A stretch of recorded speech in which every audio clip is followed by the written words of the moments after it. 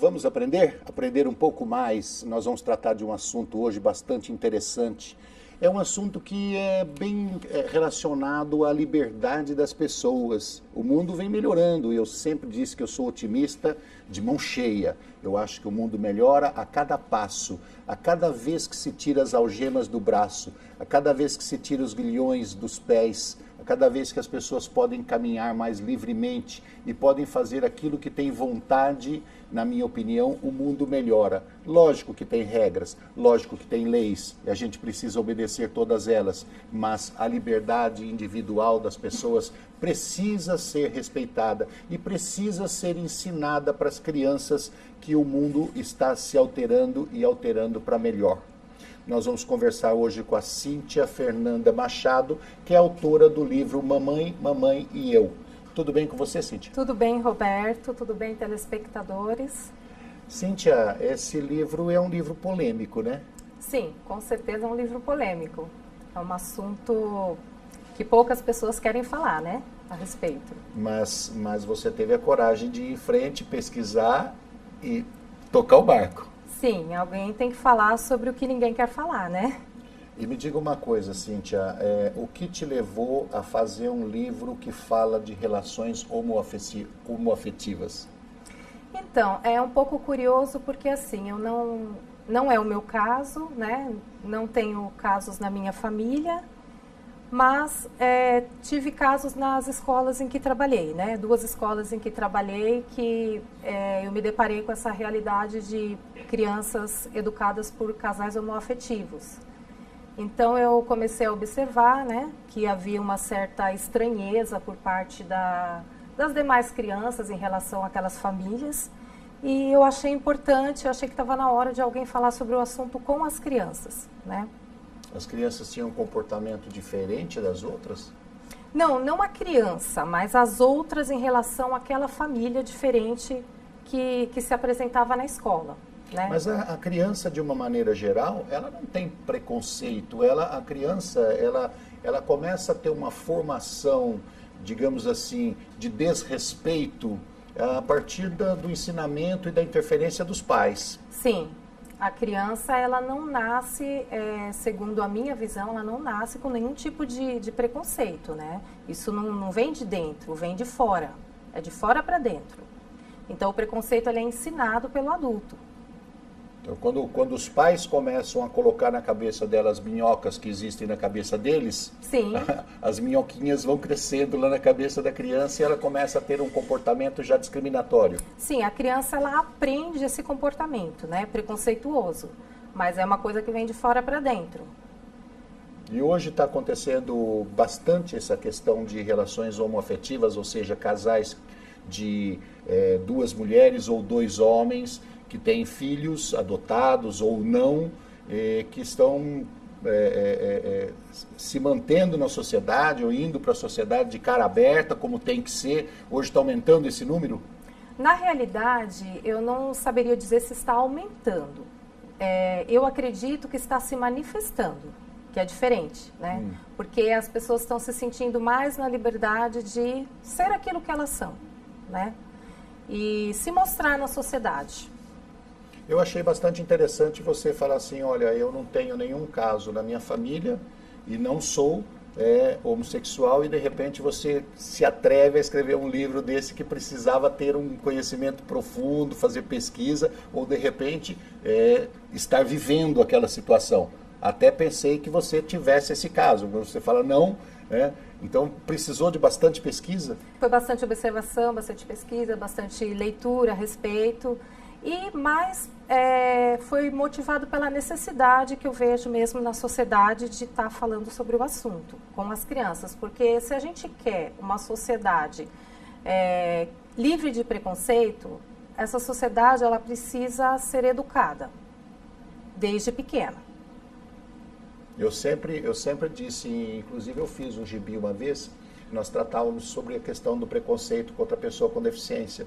Falei assim, olha, se você for tratar o adulto, você consegue aí um ganho de 2, 3% trabalhando exaustivamente em convencer o adulto a deixar de ter o preconceito. Sim. Se você trabalhar a criança, se você criar uma sociedade nova, se você trouxer uma geração nova, já livre de preconceito e aceitando a diversidade humana como um capital humano, como uma coisa maravilhosa que é para o nosso conhecimento e para o nosso crescimento, você tem grande chance de mudar o mundo mais rapidamente, quando você trabalha a criança. Sim, a ideia é esta, que desde pequeno você já ensine a criança a respeitar a diversidade, né? Porque depois que se torna adulto, que já está com aquele preconceito arraigado, é bem mais difícil.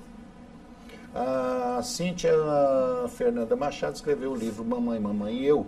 É um livro, ele é direcionado para as crianças. Ela tem uma linguagem quase infantil, é isso? Isso, é voltado para a leitura da criança e para o adulto ler para a criança, né? Criança de até quantos anos? Criança de 0 a 90?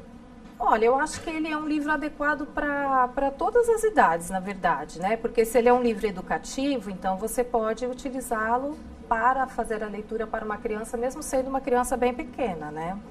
Uhum. E, assim, se for para a criança mesmo ler, eu acredito que até uns 10 anos de idade ele é bem adequado. A linguagem dele é bem adequada. Eu vi o livro e acho que hoje em dia, é difícil a gente falar na questão de idade, porque no meu tempo, por exemplo, a gente falava assim, olha, é de 7 a 15 anos de idade, só que hoje em dia a molecada de 11 anos já não quer mais saber de livro infantil, então fica difícil para mim falar assim, ó, de quanto a quantos anos. Criançada de 10 anos hoje já está discutindo, né, coisas que eu fui discutir com 25. É difícil. Sim. Aí entra o papel do adulto. Tem aquelas que gostam ainda do desenho, né? Isso. Entra o papel do adulto de estar promovendo esse tipo de leitura com a criança, né? Para que ela se interesse. Não, mas quanto mais novo a criança for entrando nesse tipo de assunto e vendo que é um assunto que ele é livre para ser discutido e é bom que seja aprendido, melhor, ela capta mais rápido, né? Porque a criança tem a fase de aprendizado até os 7 anos, é a fase que ela mais capta, não é isso? Sim, exatamente. Ela está muito propensa a assimilar aquilo que é ensinado nessa faixa etária, né?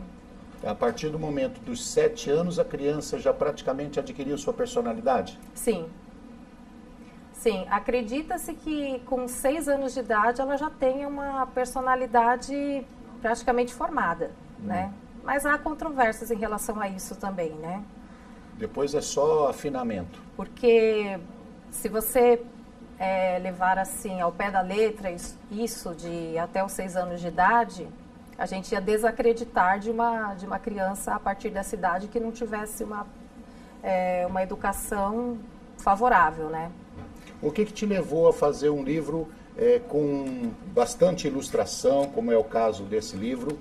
O livro é todinho bem ilustrado, né, com linguagem simples, realmente atingir a criança. Sim. Bem pequena, sim, chamar a atenção dela pela figura. Que ela se interesse. E para a criança se interessar tem que ter cor, tem que ser uma coisa viva, né? Não pode ser um livro apagado, sem imagens, ou preto e branco. Eu não acho muito bacana para chamar a atenção da criança, né? Os seus alunos hoje estão na faixa de quantos anos? 6 anos. 6 anos, Isso. É a média de idade dos seus alunos? Isso, 5 e 6. Você tem quantos alunos hoje? Hoje eu tenho 25 na minha sala. 24 alunos? 25 alunos. 25 alunos. Isso, duas turmas. São 50 alunos. Isso. Nessas duas escolas você disse que viu 2 casos de relações homoafetivas e os filhos estavam lá. Sim. Nessa faixa de 6 anos, eles já tocam nesse assunto? Já falam a respeito? Sim, se eles tiverem muito contato com esse tipo de família, eles começam a estranhar, por ser diferente do que eles estão acostumados a ver todo dia, né? Então, às vezes, eles fazem algumas perguntas. Ela é sua mãe? E ela é quem? É sua tia? Aí a criança, não, ela é minha mãe também. Tá. Entendeu? Então, já gera uma certa curiosidade, sim. No meu tempo, com 6 anos, isso ia passar batido, porque a gente não fazia esse tipo de pergunta, não era curioso, nada. Mas as crianças estão muito mais espertas hoje, eu acho. Você sentou com as crianças para conversar particularmente com elas, mesmo as outras Fala assim, por que você fez esse tipo de pergunta? O que você achou de estranho lá? O que diferenciou da sua casa? Ou com as crianças que eram filhos de casais homoafetivos, você sentou em particular com eles para bater um papo? Então, eu comecei a fazer roda de conversa sobre esse assunto a partir da publicação desse livro, né? Então, eu usei esse material e comecei a fazer roda de conversa. E assim, por incrível que pareça, eles se interessam bastante e fazem bastante perguntas sobre o assunto. São curiosos. E comentários também, que eles ouvem por aí, né? E eles trazem comentários de casa, trazem informações de casa? A gente pensa que eles não sabem nada sobre o assunto, mas a gente se engana. Eles comentam, professora, eu sei, sapatona, né? Então é a hora de você começar a ensinar, a introduzir os termos corretos, que não seja pejorativo, né? E partir da curiosidade deles para ensiná-los a respeitar, né? Eles conversam com os pais em casa e você sente o retorno dos pais no linguajar deles? Sinto no linguajar e sinto até no desenho que eles fazem, né? Porque eu pedi que eles desenhassem, fizessem um desenho sobre a história, por exemplo, depois da roda de conversa. Então, teve criança, a maioria deles compreendeu que eram duas mães, que era uma família diferente, e desenhou as duas mamães com a filhinha ou com o filhinho, né? De acordo com a imaginação deles. Mas teve criança resistente, que veio entregar o desenho, e aí eu comentei, mas a historinha do livro fala de um papai, de um homem, né? E a criança, não, professora, mas é a família. Família é a mamãe, o papai e o filhinho. Né? Então a gente percebe que já tem aí uma ação do adulto por trás que já está incutindo na cabeça dessa criança que o formato de família aceitável e único é um pai, uma mãe e uma criança. Às vezes eu fico até em dúvida, porque como não está muito comum isso ainda, de repente a criança, como é o caso da sua família, não tem nenhum casal homoafetivo, ele vê lá, você, seu marido e o filhinho. O tio é o tio e a tia e o filhinho, né? A avó é a avó e tal. Então, de repente, aquele é o meio dele, aquele é o panorama que ele enxerga, né? Isso, você consegue enxergar essa diferença do meio que ele vive ou de uma interferência de pai e mãe preconceituosa, você consegue identificar isso? Se você começar a conversar com eles, você começa a perceber. Aquelas famílias que, se eu bem entendi sua pergunta, né? Aquelas famílias que já trabalham a mente da criança em torno desse assunto para que ela acredite em um único formato de família aceitável, né? Ok. Nós estamos conversando com a Cíntia Fernanda Machado, que é autora do livro Mamãe, Mamãe e Eu, tá? Uma linguagem simples para crianças, tratando de um assunto polêmico que é a relação homoafetiva. Nós vamos para o intervalo e já voltamos.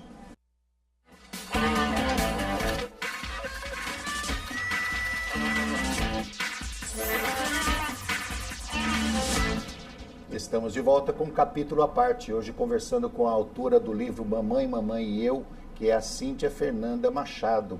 Experiência em sala de aula, conversando com os alunos, ela resolveu abordar esse assunto tão polêmico, que é tratar de uma forma carinhosa e levar educação, respeito para as crianças, para conviver com esse mundo que está se modificando. Afinal de contas, Cíntia, essa questão do casal papai e mamãe e filhinho é uma coisa que nem sempre foi assim, né? Não, nem sempre foi assim. É o que eu falei. Eu não acho que esteja aumentando casos de famílias homoafetivas. Eu acho que elas estão se sentindo mais na liberdade de se mostrar na sociedade, né? Quando a gente fala de formação de família, nós temos que retornar um pouquinho de tempo atrás, alguns bilhões de anos atrás, coisa recente, né? Na Revolução Agrícola, os Homo sapiens começaram a se juntar em guetos, em formar grupos para poder tomar conta da sua plantação. Eles deixaram de ser caçadores e coletores para formar grupos. E esses grupos nem sempre eram exatamente como a formação da família como a gente conhece hoje. né? Existia diversos tipos de formação. A mulher, devido à criação do filho, devido a cuidar do ambiente, ela precisava de alguém que cuidasse dela, e esse alguém precisava estar por perto. Então se criou um círculo mais forte em torno da plantação. Mas essa formação familiar, como a gente conhece hoje, ela se fortaleceu mesmo a partir de 2000 anos da formação religiosa, né, que começou a ter a interferência da religião, determinando qual seria o jeito melhor de se formar uma família na visão deles. Na visão das pessoas que estavam ditando regras. Ou seja, 2.000, 2.500 anos atrás, para cá começaram a se ditar regras e começou a se fortalecer essa ideia social que hoje as pessoas falam, não, é assim e é assim, ponto, e não se discute, né? É aquilo que está na cabeça das pessoas. Mas nem sempre foi assim, nem nunca foi assim, né? E eu acho que daqui para frente passa a se revelar de uma maneira mais saudável, com respeito. Nem sempre foi assim, e a religião, ela influencia muito nessa questão, né? Porque as religiões, elas são diferentes, então elas têm visões diferentes, e há religiões que admitem até mesmo as famílias com mais de uma esposa, né? Então é uma questão para a gente pensar. Por que a família homoafetiva, ela tem que ser discriminada? Por quê? Ela não é um jeito a mais de ser uma família, como famílias que têm várias esposas, a família tradicional que a gente está acostumado. Não seria só mais uma forma de família? É o que você falou, quer dizer, essa família nesse formato que os ocidentais conhecem, ou seja, o homem, a mulher e a criança, ela tem esse exato formato só no Ocidente, porque se você for para o Oriente, como você disse, tem pais que têm várias esposas, né? E aí por diante, tem outras tribos, outras formas de família no mundo bem diferenciada dessa nossa. E essa nossa, ela foi colocada exatamente como regra pela religião, que hoje a gente aceita naturalmente, devido aí a 400 gerações, 500 gerações pensando, entra no DNA da pessoa, né? E você não tem a mínima ideia de que possa existir uma formação familiar diferente. Sim. Mas hoje a gente está tendo, como eu disse no início do programa, soltando as algemas, né? Soltando as cordas, as amarras, a gente tá começando a se libertar e procurando a família do jeito que a gente gosta. Sim, e eu acho que cabe a gente respeitar, né? Por quê? Porque da mesma forma que às vezes uma família tradicional não quer aceitar esse formato de uma família homoafetiva, né? É a mesma coisa, a família homoafetiva talvez não aceite mais de uma esposa, por exemplo, ou mais de um parceiro, de um marido, né? Certo. Ô, Cíntia, e tem uma outra coisa muito importante, que os casais homoafetivos, geralmente eles adotam crianças, né? Sim. E a fila de criança para adotar no Brasil está enorme. E principalmente as crianças que têm algum tipo de deficiência, né? As crianças que já estão com uma idade um pouquinho mais avançada, essas vão ficando para o final da fila. Bom. E os casais homoafetivos, eles têm uma tendência muito forte à adoção. Sim. Porque é aquele negócio, né? Se é um casal, por exemplo, de lésbicas, né? Que for lésbica mesmo, ela não vai gerar, né? Ela não vai gerar. Então... Ela não quer gerar. Ela não quer gerar. Ela pode, mas ela não quer gerar. Muitas vezes, num casal de lésbica, uma das esposas, né? Vamos dizer assim, ela gera uma criança, porque ela é bissexual, né? Uhum.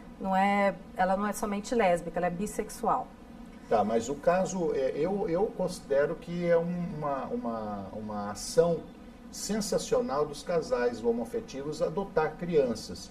E hoje essa discussão tem que ser levada para dentro das escolas, porque essas crianças vão frequentar a escola, seja municipal, seja estadual, seja particular, precisam frequentar a escola e precisa ser discutido esse assunto dentro da sala de aula. Sim, sem tabus, né? Precisa ser falado abertamente, porque a criança pequena, ela tem alguma curiosidade. Como você estava falando, uma criança de 6 anos, às vezes não vai perguntar tanto, mas à medida que ela vai crescendo, que ela vai observando, ela vai começar a questionar, sim, muitas coisas, né? E se esse assunto não for claramente discutido na escola, essa criança vai sofrer bullying, porque é diferente, ainda é muito diferente. Porque a criança, ela comenta como é que é a família dela com os outros colegas. Porque a criança que é da família tradicional, que é a maioria, quando ela vê aquela família diferente, ela não tem ainda maturidade para... Ela pergunta. Então, ela pergunta... E a criança é livre para perguntar, né? Sim, a criança adora perguntar. Não tem papas na língua, como diz, né? Não tem trava, ela pergunta e acabou. A criança, ela observa muito. Né? A gente, às vezes, não para prestar atenção nisso, né? Mas a criança observa muito. Você chegou a fazer visita em outras escolas ou só na sua? Você chegou a visitar outras comunidades, conversar com outras pessoas fora da sua escola? Não, escola não. Eu cheguei a conversar com algumas pessoas na Feira da Diversidade, né? Eu estive na Feira da Diversidade e ali eu tive a oportunidade de ter um contato mais próximo com as crianças ou com... Não, com os casais. Com casais, né? E quais as dificuldades maiores que eles encontram? Os casais, agora tirando as crianças, os casais, eles encontram qual tipo de dificuldade hoje? A dificuldade é realmente ser aceito na sociedade, né? Porque as pessoas discriminam muito, né? Elas discriminam muito, eles não se sentem à vontade para sair na rua como um casal hétero de mãos dadas, por exemplo, sofre violência, tem acontecido muita violência, né? Isso me incomoda muito. Quando a gente para ver um jornal, a gente fica estarrecido com o tanto de agressão contra os homossexuais, né? Então, essa questão deles se mostrarem na sociedade é uma dificuldade muito grande deles. Eu já disse várias vezes aqui, não só no programa Capítulo à Parte, também no programa Diversidade, que a violência não leva a resultado nenhum. A violência não resolve situação social nenhuma. A violência não modifica o pensamento das pessoas. A violência não traz a pessoa a pensar como o violento. Então, a violência ela não tem significado. A violência não leva a caminho nenhum. Não leva a resultado nenhum. Então eu acho que essas pessoas que usam de violência, mesmo a verbal, mesmo aquela de deixar a pessoa isolada, talvez ela tenha problema psicológico, ela precisa se atualizar, ela precisa resolver os seus conflitos internos, as suas mazelas, né? Os seus preconceitos contra ele mesmo. Eu acho que há necessidade de fazer uma terapia para acabar com a violência, porque se pode conversar, se pode entender quem é o outro, porque você só vai entender o outro se conversar, se perguntar, se entrar dentro do problema dele, ou seja, conhecê-lo melhor, porque o outro é sempre estranho, né? Você é estranha para mim e eu sou estranho para você, porque eu não te conheço. Nós somos uma diversidade. Sim. E eu só vou poder opinar a partir do momento que você se abrir para mim, que você contar a sua vida para mim e perguntar aquilo que você tem como questionamento. Aí talvez eu possa dar um conselho, talvez eu possa entrar no assunto. Antes disso eu não posso te julgar.